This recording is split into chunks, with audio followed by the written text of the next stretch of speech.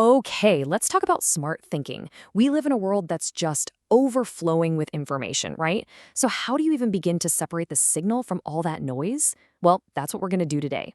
We're diving into Matthew Allen's smart thinking to build a really practical toolkit, one that's going to help you think clearer, make better decisions, and just navigate this crazy modern life. Yeah, this one really hits home, doesn't it? I mean, it feels like we're all swimming or maybe drowning in this endless sea of information. But think about it. How much of that stuff actually becomes wisdom? See, the real challenge today isn't about finding answers anymore. It's about figuring out what all this information is really telling us. So, how do we actually do that? And that is the big question, right? That's what we're going to tackle. And here's the best part. Smart thinking isn't some secret club for geniuses. Nope, it's a skill. It's just like learning to play the guitar or speaking a new language. And today, we're going to give you the tools to get fluent. Okay, so a good way to think about it is smart thinking is like your personal compass for the information age.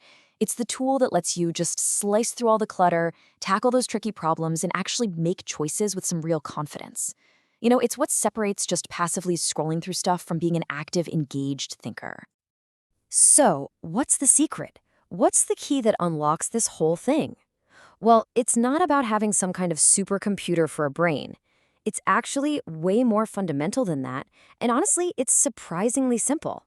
It all comes down to asking the right questions. Wow. I mean, that quote just flips our whole idea of intelligence on its head, doesn't it? It's saying that real brain power isn't about just memorizing a bunch of facts. It's about being incredibly curious and having the guts to actually question things.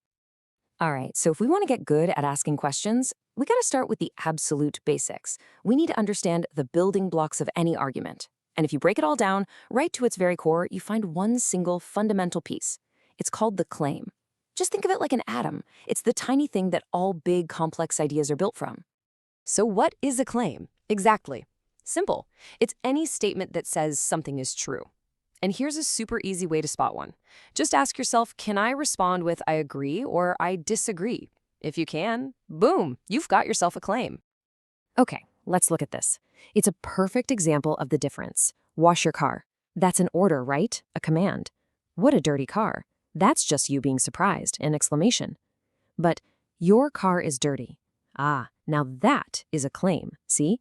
It's a statement about how things are in the world. It could be true or it could be false.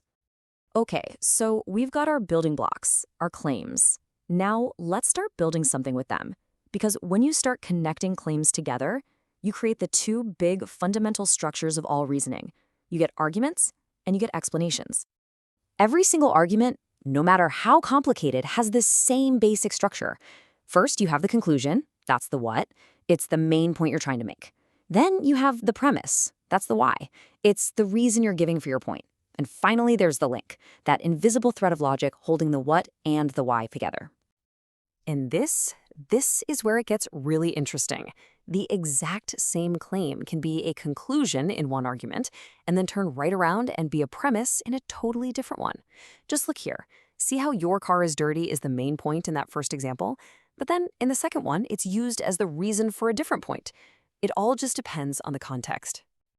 So the big takeaway here is this. If you want to understand any argument, the very first thing you have to do is find its core parts, the conclusion and the premises. Once you get good at spotting those, you're ready to really put the argument to the test.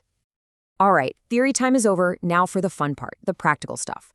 We're about to hand you a simple, but incredibly powerful toolkit. It's just 3 questions, but these 3 questions will let you take apart and analyze pretty much any argument you ever come across. Here they are. First, is it well-founded? Basically, is there any good evidence for this? Is it likely true? Second question, is it relevant? Okay, so the reason sounds good, but does it actually have anything to do with the main point? And third, and this one is crucial, who is the audience?